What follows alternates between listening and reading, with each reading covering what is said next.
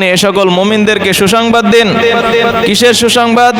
মুফাসসিরিনে কেরাম বলেছেন এখানে জান্নাতের সুসংবাদ দেওয়া হয়েছে। এই 8টি গুণ যদি কোনো মুমিন অর্জন করতে পারে তার জন্য আল্লাহ রাব্বুল আলামিন নবী করিম সাল্লাল্লাহু আলাইহি ওয়াসাল্লামকে বলে দিয়েছেন, হে নবী, আপনি এ সকল মুমিনদেরকে সুসংবাদ দিন, জান্নাতের সুসংবাদ দিন। আমাদের জীবনে এই 8টি গুণাবলী বাস্তবায়ন করতে হবে যদি আমরা জান্নাতি হতে চাই, অথবা আমাদের ইহজীবনকেও যদি জান্নাতি জীবন করতে চাই, তাহলে আমাদের জীবনে এই 8টি গুণাবলী নিয়ে আসতে হবে। এর মধ্যে সর্বপ্রথম গুণাবলী হলো আত্তাইবুন।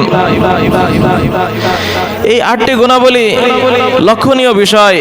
একজন মুমিন যদি সারা জীবন সুন্দরভাবে আদায় করে, মুমিনের প্রথম কাজ কি? তওবা করা। যতক্ষণ সে তওবা করতে থাকবে ততক্ষণ সে ভালো থাকবে। যেমন আমরা দুনিয়াতে বিভিন্ন ধরনের জিনিস বানাই, বানানোর পর এখানে যদি কোনো ময়লা পড়ে আমরা পরিষ্কার করতে থাকি। একটা লোহার জিনিস, এটা ময়লা পড়ার পরে, জং ধরার পরে যদি পরিষ্কার করা হয় সেটা ভালো থাকে। আর যদি জং ধরার পর এটা পরিষ্কার না করা হয় তাহলে জং ওই জিনিসটাকে, ওই লোহাটাকে খেয়ে শেষ করে ফেলায়।